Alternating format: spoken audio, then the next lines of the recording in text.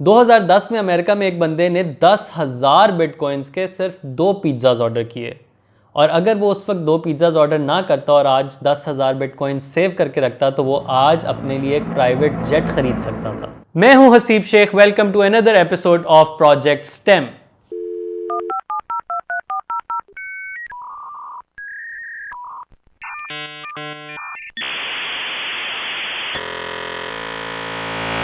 दोस्तों, हम जानते हैं कि ये डेटा की एज है और डेटा बहुत इंपॉर्टेंट है। हर सेकंड, हर मिनट, हर घंटे में इतना ज़्यादा डेटा जनरेट हो रहा है और हम नहीं जानते कि कौन सा डेटा हमारा किस जगह, किस वक्त, कौन किस मकसद के लिए यूज़ कर रहा है। दोस्तों, हम जब किसी को कोई वीडियो भेजते हैं या कोई पिक्चर भेजते हैं, से फॉर एग्जांपल व्हाट्सएप से भेजते हैं, तो उसकी डिजिटल कॉपी उसके पास जाती है और ओरिजिनल हमारे पास सेव्ड होती है, और इसकी एक कॉपी व्हाट्सएप के सर्वर पे भी सेव होती है। ये फोटो और वीडियो के केस में व्हाट्सएप एक मिडिल मैन का किरदार अदा कर रहा होता है और मेरी फोटो किसी और बंदे तक पहुंचा रहा होता है। इसी तरह जब हम बैंक के थ्रू किसी को पैसे ट्रांसफर करना चाहते हैं तो हम अपने बैंक को रिक्वेस्ट फॉरवर्ड करते हैं कि मेरे अकाउंट से पैसे निकाल के दूसरे अकाउंट में डाल दे। इस केस में भी बैंक एक मिडिल मैन का किरदार अदा कर रहा होता है। हम अपनी डे टू डे लाइफ में बहुत सारी चीज़ों पे इन मिडिल मैन ऑर्गेनाइजेशंस पे डिपेंडेंट होते हैं। अगर ये मिडिल मैन ऑर्गेनाइजेशंस डिफ़ॉल्ट कर जाएं, कोई बैंक डिफ़ॉल्ट कर जाए, तो आपका जो पैसा है वो भी गया। अब एक ऐसी दुनिया इमेजिन करें जहां ये मिडिल मैन ऑर्गेनाइजेशंस को बिल्कुल ख़त्म कर दिया जाए। से फॉर एग्जांपल, मैंने आपको पैसे भेजने हैं तो मैं बजाय इसके कि पेपैल पे डिपेंडेंट हूँ या मैं वेस्टर्न यूनियन पे डिपेंडेंट हूँ या मैं अपने किसी बैंक पे डिपेंडेंट हूँ, मैं डायरेक्टली आपको पैसे भेज सकूँ। या अगर मैंने आपको कोई वीडियो भेजनी है या कोई ऑडियो भेजनी है या कोई पिक्चर भेजनी है तो मैं डायरेक्ट आपको ट्रांसफ़र कर सकूं और उसकी कोई कॉपी किसी कंपनी या किसी ऑर्गेनाइजेशन के पास ना जाए। तो ये कैसी दुनिया होगी? ये चीज़ बात करने में तो थोड़ी अच्छी लगती है, लेकिन शायद थोड़ी सी इम्पॉसिबल लगती है। एक वाहिद टेक्नोलॉजी जो इस चीज़ को और ऐसी दुनिया को पॉसिबल बना सकती है, उसे बोलते हैं ब्लॉकचेन टेक्नोलॉजी। अब वापस आते हैं बिटकॉइन पे। दोस्तों, हमारे मुल्क के पास जितने भी पैसे हैं, रुपए हैं, ये हमें पता है कि उसमें लगभग अंदाजन कोई 5% के करीब एक्चुअली पैसों या नोट की फॉर्म में होते हैं, फिजिकल फॉर्म में होते हैं। बाकी 95% के करीब सारा डिजिटल करेंसी होती है, मतलब कि वो सिर्फ नंबर्स होते हैं, अकाउंट्स में सिर्फ शो हो रहे होते हैं, जिसको हम कहते हैं कि डिजिटल पैसे हैं वो। फ्रेंड्स, जैसा कि हम जानते हैं कि दुनिया में बहुत सारी करेंसीज एग्जिस्ट करती हैं, जैसे कि हमारे रुपए हैं, अमेरिकन डॉलर हैं, ब्रिटिश पाउंड्स होते हैं। इसी तरह एक करेंसी दुनिया में एग्जिस्ट करती है जिसको बोलते हैं बिटकॉइन। बिटकॉइन भी डिजिटल मनी की ही एक फॉर्म है, लेकिन बिटकॉइन को बोलते हैं digital crypto currency. Crypto currency में जो वर्ड क्रिप्टो है, ये क्रिप्टोग्राफी से निकला है, और क्रिप्टोग्राफी एक ब्रांच ऑफ स्टडी है जिसमें आप डेटा को एक जगह से दूसरी जगह छुपा के और हिडन तरीके से ट्रांसफ़र कर सकते हैं या पहुंचा सकते हैं। दोस्तों, वैसे तो दुनिया में कोई 2000 से ज़ायद क्रिप्टो करेंसीज एग्जिस्ट करती हैं, लेकिन बिटकॉइन इन सब क्रिप्टो करेंसीज में सबसे ज़्यादा मकबूलियत रखता है। इसी वजह से आज की वीडियो में हम बिटकॉइन को एज एन एग्जाम्पल यूज़ करते हुए ना सिर्फ बिटकॉइन को समझेंगे, बल्कि इसकी अंडरलाइन टेक्नोलॉजी जो कि ब्लॉकचेन है, उसको भी समझने की कोशिश करेंगे। दोस्तों, जैसा कि हमने देखा कि कोरोना वायरस की वजह से दुनिया को कितना ज़्यादा फाइनेंशियल लॉस हुआ, इसी तरह 2008 के ग्लोबल फाइनेंशियल क्राइसिस में भी दुनिया को बहुत सारा फाइनेंशियल लॉस हुआ। इसी के अराउंड दुनिया में एक वाइट पेपर पब्लिश हुआ जिसके ऑथर का नाम सतोशी नाकामोटो था। आज तक दुनिया को ये तो पता नहीं चल सका कि सतोशी नाकामोटो कौन था, कहाँ से था और क्या करता था, लेकिन ये इम्पॉर्टेंट नहीं था। इस पेपर में सतोशी ने दुनिया को ब्लॉकचेन टेक्नोलॉजी यूज़ करते हुए बिटकॉइन से मुतारिफ करवाया। दोस्तों, इंटरनेट पे आपको बहुत सारे ऐसे करेंसी एक्सचेंजर मिल जाएंगे जिनको आप रुपए देके बिटकॉइन खरीद सकते हैं या बिटकॉइन देके आप रुपए ले सकते हैं। इन मनी एक्सचेंजर से जब आप रुपए देके बिटकॉइन खरीदेंगे तो ये आपको 2 कीज देंगे, एक पब्लिक की और एक प्राइवेट की। पब्लिक की आपकी आइडेंटिटी है और प्राइवेट की आपका एक तरह का पासवर्ड है। ये बिल्कुल वैसे ही है जैसे हमारा ईमेल एड्रेस होता है जो कि पब्लिक होता है, जो हम हर एक को बता देते हैं ताकि वो हमें कोई चीज़ ट्रांसफ़र कर सके, लेकिन एक पासवर्ड होता है जो सिर्फ हमें पता होता है, जिसके थ्रू हम उस चीज़ को एक्सेस कर सकते हैं। फ़र्क सिर्फ इतना है कि प्राइवेट की एक बहुत लॉन्ग 64 कैरेक्टर्स का एक कोड होता है और पब्लिक की इसी कोड का एक छोटा सा पार्ट होता है। पब्लिक की तो सबको मालूम होती है, लेकिन प्राइवेट की जिस इंसान के पास होती है वही उन बिटकॉइंस को ओन करता है और वही उन बिटकॉइंस को यूज कर सकता है। ये बिल्कुल ऐसे है जैसे घरों के बाहर लेटर बॉक्स होते हैं, कोई भी आके उस लेटर बॉक्स के अंदर लेटर तो डाल सकता है, लेकिन निकाल सिर्फ वही सकता है जिसके पास उस लेटर बॉक्स की चाबी हो। लेटर बॉक्स के केस में तो शायद आपको पता चल जाए कि ये लेटर बॉक्स XYZ बंदे के घर के बाहर है तो ये इसी घर का लेटर बॉक्स है, लेकिन बिटकॉइन के केस में जो पब्लिक की होती है वो एक कोड होता है, वो आपका नाम नहीं होता। इस वजह से किसी दूसरे बंदे को ये नहीं पता चल सकता कि ये पब्लिक की किस बंदे की है और किस बंदे के नाम पे है। तो इस तरह आपकी एक्चुअल आइडेंटिटी बिटकॉइन में बिल्कुल सिक्योर और सेफ और हिडन होती है। दोस्तों, दुनिया में बहुत सारे कंप्यूटर्स मिलके बिटकॉइन का नेटवर्क बनाते हैं। बिटकॉइन के नेटवर्क पे जितने भी कंप्यूटर्स होते हैं उन सब के पास बिटकॉइन की कंप्लीट ट्रांजैक्शन हिस्ट्री सेव्ड होती है और ये कॉन्स्टेंटली अपडेट भी हो रही होती है। मैं और आप, दुनिया में कोई भी इंसान अपने कंप्यूटर को बिटकॉइन के नेटवर्क पे डाल सकता है और अपने आप को कनेक्ट कर सकता है बिटकॉइन के नेटवर्क के साथ। और ये लोग जो अपने कंप्यूटर्स को बिटकॉइन के नेटवर्क पे डालते हैं, इनको बोलते हैं माइनर्स।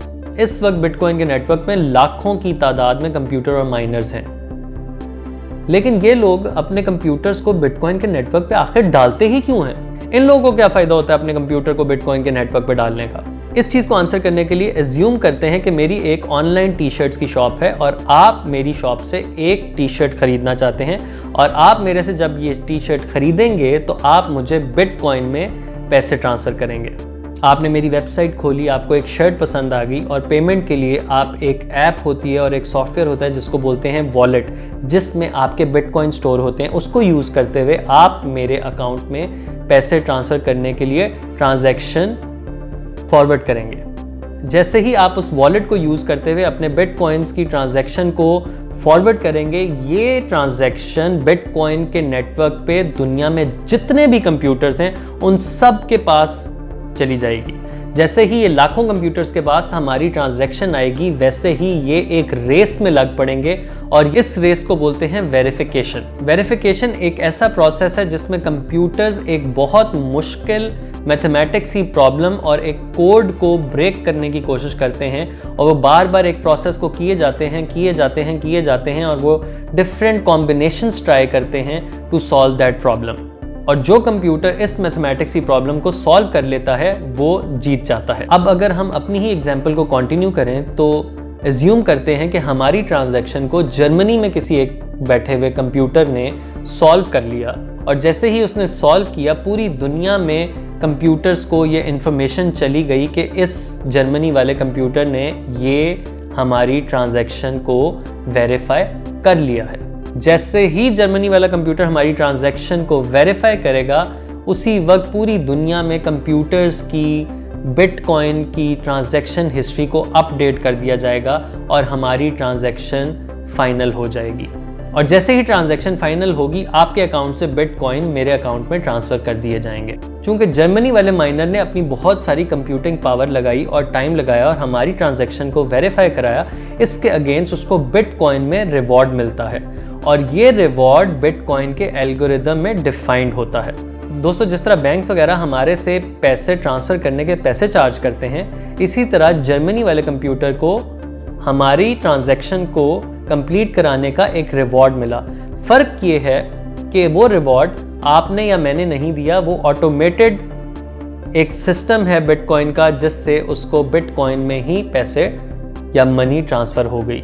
दोस्तों, जब बिटकॉइन नया आया था तो उस पर ट्रांजैक्शंस बहुत थोड़ी होती थी, तो आपके और मेरे जैसे लोग भी अपने कंप्यूटर्स को बिटकॉइन माइनिंग पे लगा देते थे। जैसे कि उस बंदे ने लगाया हुआ था जिसने 10,000 बिटकॉइन के 2 पिज़्ज़ाज ऑर्डर किए। उस टाइम पे बिटकॉइन की वैल्यू बहुत थोड़ी होती थी, लेकिन आज बिटकॉइन की वैल्यू बहुत ज़्यादा इंक्रीज़ हो चुकी है। दोस्तों, जैसे जैसे बिटकॉइन की वैल्यू इंक्रीज़ होती गई, वैसे वैसे लोगों ने देखा कि ये काम तो बहुत प्रॉफिटेबल है।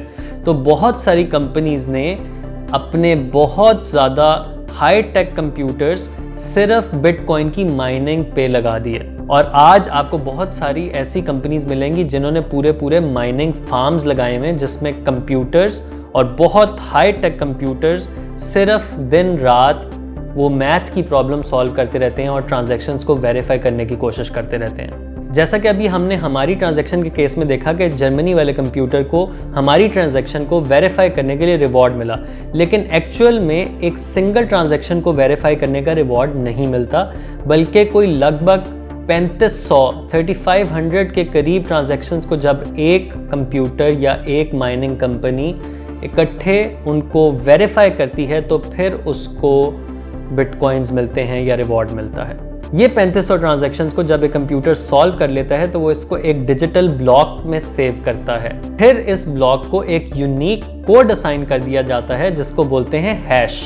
आप ये समझें, हैश जो है ये इस ब्लॉक का नाम होता है, लेकिन फ़र्क सिर्फ इतना है कि इस ब्लॉक के हैश के अंदर पिछले ब्लॉक के हैश के भी कुछ कैरेक्टर्स इंक्लूडेड होते हैं। इस तरह हर ब्लॉक में पिछले ब्लॉक के नाम का एक छोटा सा पोर्शन इंक्लूडेड होता है और ऐसे इन ब्लॉक्स की एक चेन बनती है जिसको बोलते हैं ब्लॉकचेन।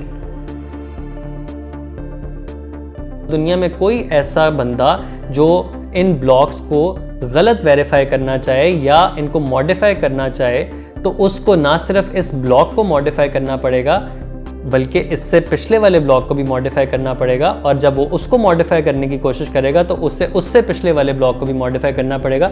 इस तरह उसको एट द सेम टाइम पूरी ब्लॉकचेन को मॉडिफाई करना पड़ेगा, और इस काम के लिए उसको दुनिया की बहुत बड़ी कंप्यूटिंग पावर को कंट्रोल करना पड़ेगा, जो कि नियरली इम्पॉसिबल लगता है। इस वजह से ब्लॉकचेन की रिलायबिलिटी बहुत इंक्रीज हो जाती है। दोस्तों, जैसा कि आपने देखा कि बिटकॉइन की ब्लॉकचेन के अंदर कोई मिडिल मैन इंक्लूडेड नहीं है, और ये पूरी दुनिया में जितने कंप्यूटर्स ब्लॉकचेन के ऊपर हैं सब इक्वली रिस्पॉन्सिबल हैं और सब इस सिस्टम को एक रिलायबल और ट्रस्टवर्दी सिस्टम बनाते हैं।